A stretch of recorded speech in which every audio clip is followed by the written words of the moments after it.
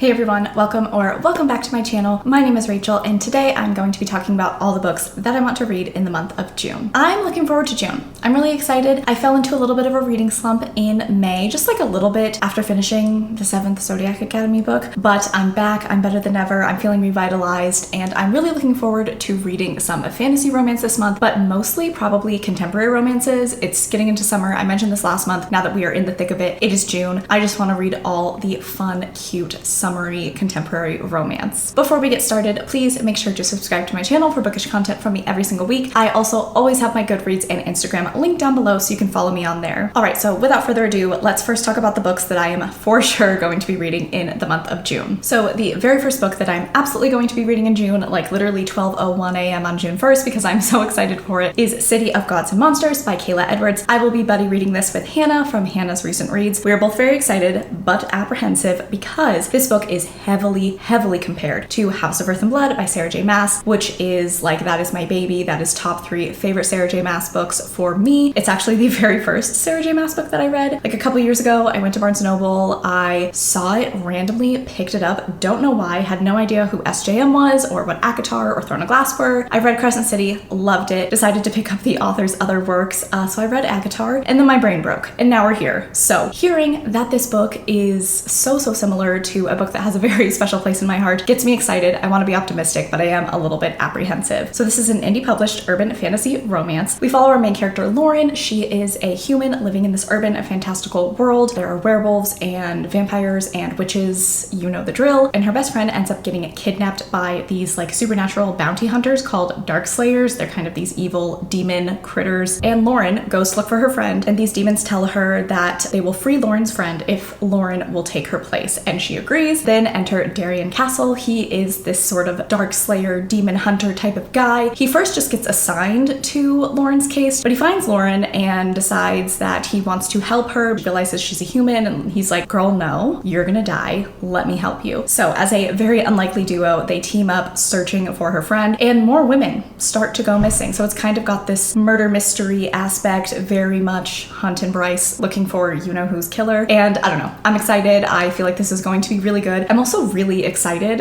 that this book, this is weird, but I'm excited that it's like almost 800 pages. My hope is we are going to get a slow burn, a lot of world building, explaining the magic system, the creatures, things like that. And this is going to be the first book in a series. I believe there's going to be either 3 or 4 books in the series. So I'm excited. I hope that I love this. I'm probably way too optimistic. I'm like ready for this to be my new favorite book of all time, but I am going to be vlogging my experience reading this book. I think I'm just going to do some type of like fantasy romance reading vlog. This will be featured in it, so look out for that so you can see my thoughts on it. And the next 2 books that I'm absolutely reading in the month of June are Heir of Fire and Queen of Shadows. I am doing my Throne of Glass buddy reread with Sahar from Basically Bookish Reads, and in the month of June, we're reading these 2 books. I'm pretty sure that these are my 2 favorite books in the series, or Empire of Storms. You could switch one of these out for Empire of Storms, but I'm so excited to get to this part of the story. For me, Heir of Fire is when things just really start to kick off. We, of course, meet this man, and I'm just so excited. I'm rereading the first 3 books right now in the month of May, and I'm catching so many details that I did not catch the first time around. I don't even know what to expect when I read these books. It is going to be honestly like reading it for the first time again, and I am so excited. All right, the next book on my June TBR is The Confidence of Wildflowers by Michaela Smeltzer. I have been seeing this everywhere. I'm excited. I'm intrigued. It is an age gap contemporary romance. That's pretty much all I know, but I was spoiled for the big thing that happens at the end of this book. If you know, you know. I was on TikTok one day, as you do, scrolling, and because TikTok is a lawless land where spoilers are posted without a care in the world, I saw everything that happens at the end of this book, and I was like, oh my god, it's pretty shocking. However, I still want to read it because I read romances for the tension, the slow burn, the will they won't they, watching the relationship change from one thing to another, and I think knowing that ending is not necessarily going to deter my enjoyment of this book, but I'm not looking forward to reading about that. Like, I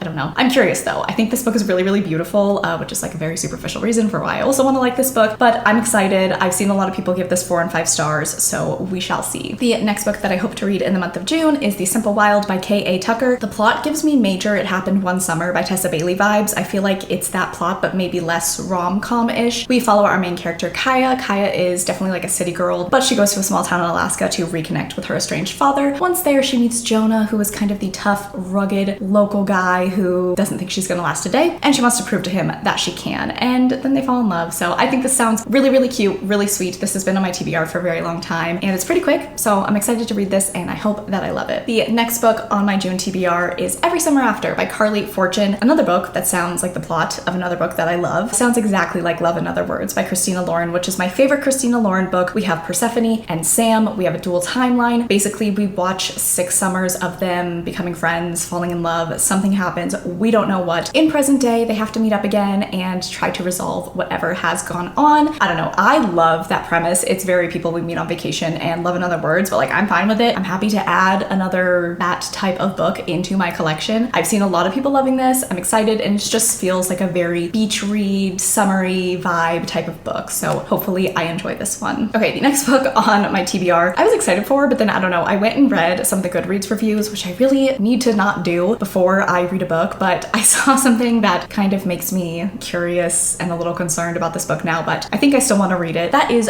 Darling Venom by Parker S. Huntington. This is a best friend's brother, forbidden, kind of darker romance. That all sounds great. That sounds cute. I've seen like some pretty good reviews of this book, and I was like, oh, whatever, I'll try it out. But I saw some people talking about some type of gyno scene. I didn't get too many details, but I just saw that gyno scene described in a lot of people's reviews, and I was like, oh, okay. I'm curious though, I'm not gonna lie, that does make me kind of go like, what the hell is this book about? And I'm gonna try it out. I'm gonna see what I think. I don't know. I hope it does not like deter my enjoyment of the book, but I want to give it a shot, and hopefully I will enjoy. The next book that I want to read in the month of June is To Bleed a Crystal Bloom by Sarah A. Parker. Okay, so this is a dark fantasy romance, and it's a Rapunzel retelling. I'm so excited. I don't think I've read a Rapunzel retelling. This one sounds really good. Basically, our main character, 19 years ago, she was kidnapped. When she was kidnapped, everyone around her was killed, and I believe the man who kidnaps her and takes her away and protects her from the chaos is the one who did the killing, so I don't really know, but she kind of has this unrequited love for him. Seems a little, I don't know, it's dark. It does say that it's a dark fantasy romance, so we'll see what that's like, but basically she has been kept away, locked away in a tower for a very long time, and these ferocious beasts come and threaten her protection. I'm excited. This sounds really good. I don't know if I got the synopsis, but dark Rapunzel fantasy romance on Kindle Unlimited. Absolutely. I think it's going to be really good. The next book on my June TBR, I'm going to say it right now, I'm predicting I will give this book 5 stars. I really, really hope that I will. The premise sounds incredible, and that is The Roughest Draft by Emily Wimberly and Austin Sigmund Brokaw. So first of all, the cover is everything. This is beautiful. Also shout out Amazon for bending my book. This follows co-authors. They wrote like a hit book. They're very famous, but then one day they decide to stop writing together, and nobody knows why. They stop talking to each other, they hate each other, and no one knows what happened. However, they are under contract, so a few years after they decide to no longer work together, they have to come back together and write another novel. They meet up in this small Florida town where they wrote their hit novel to try to kind of recreate the magic, and they have to work through their problems and why they hate each other and all of that. So we have forced proximity, sort of hate to love, and